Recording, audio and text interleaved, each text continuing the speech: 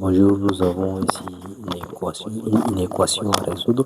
Maintenant, pour résoudre cette inéquation, ce qu'il faut faire, premièrement, nous allons utiliser delta. Il faut chercher à factoriser ça. On aura quoi ici? Delta qui est égal à b carré moins 4 ac. Et là, ça veut dire quoi? On aura ici, ça c'est a, ça c'est b, ça c'est c. Donc on aura ici b au carré qui est moins 1, c'est pas 1 au carré, moins 4 en facteur de moins d en facteur de 3. Et là, on aura quoi ici? 1 moins combien? Ici, nous allons avoir 8. Et de l'autre côté, nous allons avoir 24. Donc, ça nous fera 5 qui est égal à 5 au carré. Et donc, lorsqu'on trouve ça déjà, qu'est-ce qu'on va faire? On aura x1 doit être égal à quoi?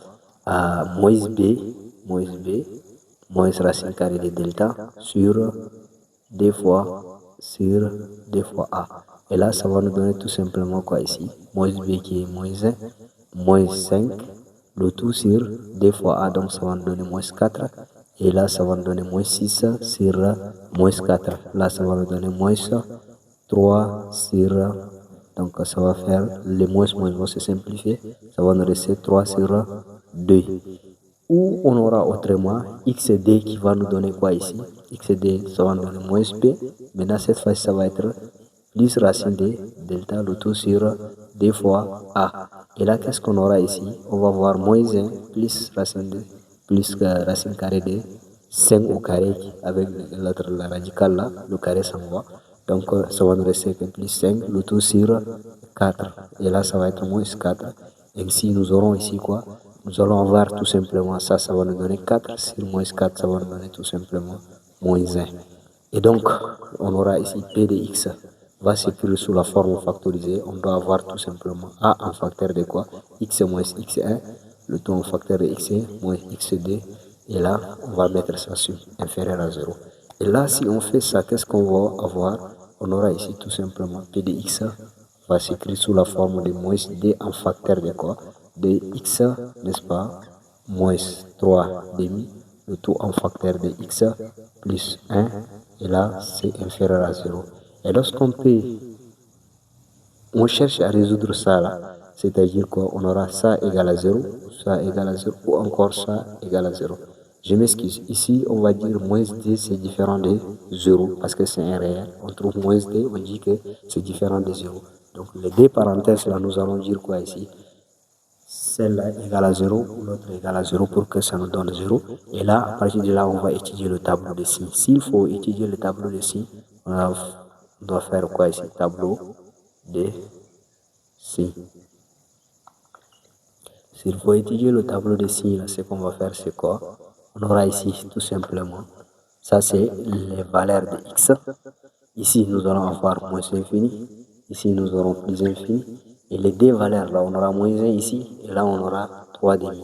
Donc, moins 1 et 3 demi. On va les tirer comme ça. Maintenant, ici, ce qu'on va faire, c'est quoi? On va représenter chaque parenthèse. Je pense que vous êtes avec nous ici, n'est-ce pas? Donc, ici, on aura quoi ici? On aura moins d d'abord. Ensuite, nous allons avoir le x moins 3 demi. Et on aura x plus 1. Et là, on aura notre p de x. Voyez, n'est-ce pas?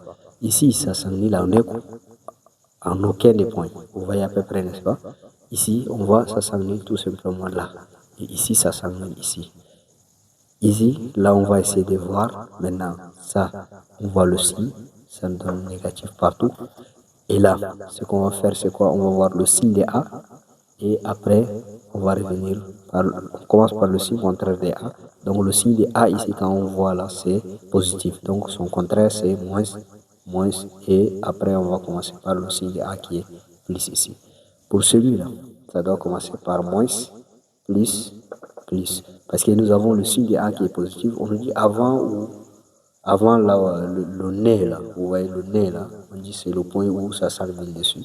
Et donc avant ce point là, on va prendre le signe contraire de A. Si c'est négatif, on commence par son contraire qui est positif. Si c'est positif, on commence par son contraire qui est négatif. Après avoir annulé là, ça change automatiquement de signe. Il en est de même pour ça. Et donc maintenant on va faire le produit parce que c'est le produit qui nous donne PDX, vous voyez, n'est-ce pas? C'est-à-dire ça fois ça qui nous donne PDX.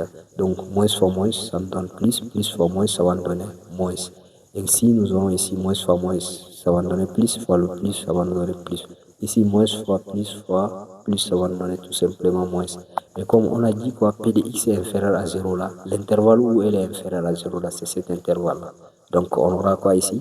La solution S là, ça va nous donner quoi? Tout simplement, intervalle ouvert des moins infini. Et nous aurons ici moins 1, vous voyez, n'est-ce pas? Union, parce qu'on a fait moins 1 exclu tout simplement parce que nous avons ici, on nous a donné l'intervalle strictement inférieur à 0. Et donc, nous allons avoir aussi à 3 demi jusqu'à plus infini. Donc, c'est ça l'ensemble des solutions. Donc, on a exclu à moins 1 parce que moins 1 annule notre polynôme. Et le 3 demi aussi annule notre polynôme. Or, on nous a dit c'est le sens strict. Merci de nous avoir suivis et à très bientôt pour une nouvelle vidéo. Merci mes chers.